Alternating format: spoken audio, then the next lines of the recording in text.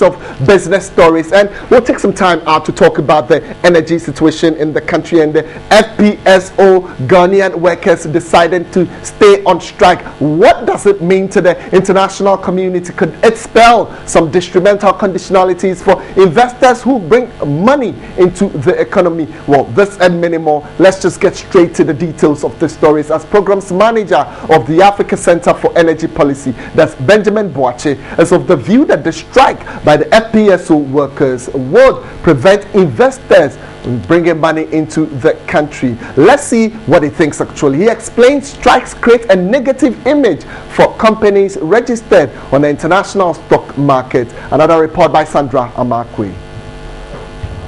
The energy expert advised that the Jubilee partners work out alternatives to avert a prolonged strike.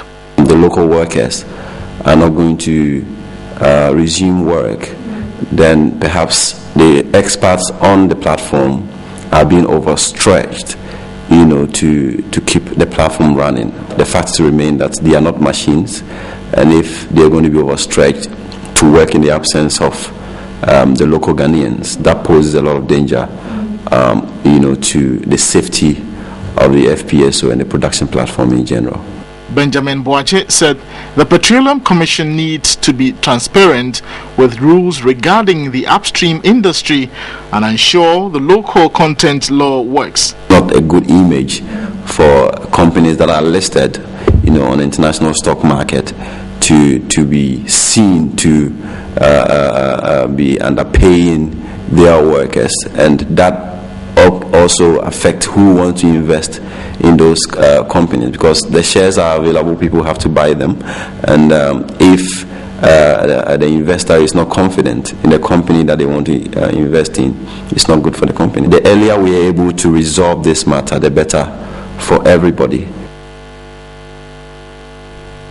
All right, so the earlier we're able to resolve some of these challenges, the better for us as a nation. We should be looking at investors channeling their money into the economy, and some of these activities do not spell right for the country. Let's do other business stories now. And here 22 districts across the country are to benefit from the poverty alleviation project, which is set to commence later this year. Now I'll talk about the amount shortly. The $9.1 million integrated rural development project has been launched.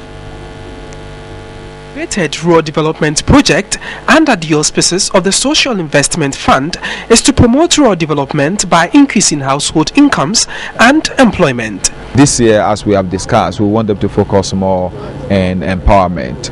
That's small scale and small business development, so that we'll get more people, it will create more jobs, and also be able to put more money in the pockets of our rural folks. The project is financed by the Ghana government, the OPEC Fund for National Development, and the Arab Bank for National Development in Africa. According to the Executive Director for Social Investment Fund, Joseph Echampong, the last batch of the project, which ended in 2012, chalked some success.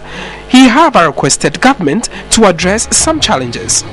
I would want specifically to appeal to the government to come to the aid of Social Investment Fund by helping to address our challenge, which has been inadequate funds to meet the demand by microfinancial institutions for loan facility to expand the coverage areas of their activities.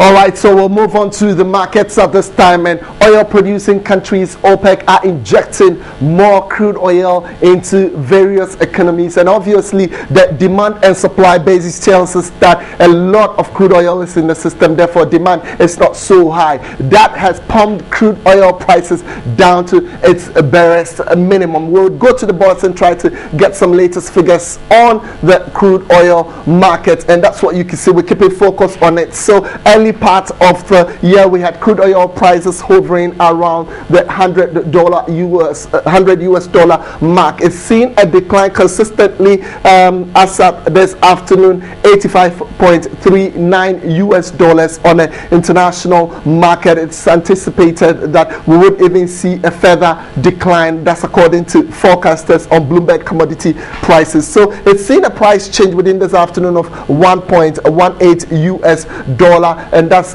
just around $1.18, and then a percentage change of 0.36. So that is some updates around the crude oil market. Ghana is a major producer of cocoa and other commodities like the precious metal gold. So we'll quickly also check around those markets. And cocoa has seen some fluctuations on the markets just around this afternoon. It also just saw a marginal down. When we talk about the down, we're just simply saying that, early on it has seen some significant gains, but it keeps seeing marginal gains around this time. With the price of $3,120 US dollars a ton on the international market, cocoa has just seen a marginal up of $2 US dollars, and a lot of investor confidence shifting into the precious metal gold. Of course, if investors are not very confident about coupons, then they will shift their money into the precious metal. So they'll look at the money market, and if it's not good, they'll quickly move into the market. So those are some updates with the commodity market.